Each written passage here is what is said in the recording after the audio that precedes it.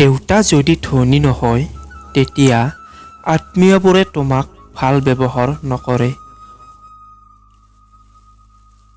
এনেকুৱা নহয় যে অতীত ভাবি বৰ্তমানটো বেয়া কৰিম।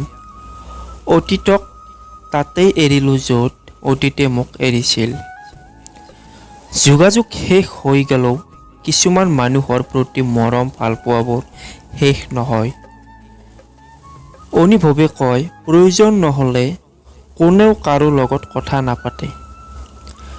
ডাঙৰ মই সেইদিনাই হ'লোঁ যিদিনাৰ পৰা মোক গুৰুত্ব নিদিয়া মানুহবোৰকো ময়ো গুৰুত্ব নিদিয়া হ'লোঁ। অকলে থকাই ভাল, অন্ততঃ কোনেও কষ্ট দিয়াৰ সুযোগ নাপায়। কেতিয়াবা যদি সময় হয় অতীতৰ পৃষ্ঠাবোৰ এবাৰ খুলি চাবা, কিমান যে ধুনীয়া আছিল সেই দিনবোৰ। মৰমত দিয়া নামবোৰ ৰৈ যায়, হেৰাই যায় কেৱল সেই নাম দিয়া মানুহজন।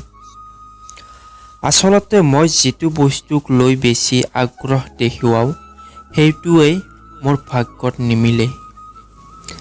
জীৱনটো অকলশৰীয়া নহয়, মাথো দিনবোৰ অকলে পাৰ হৈ যায়।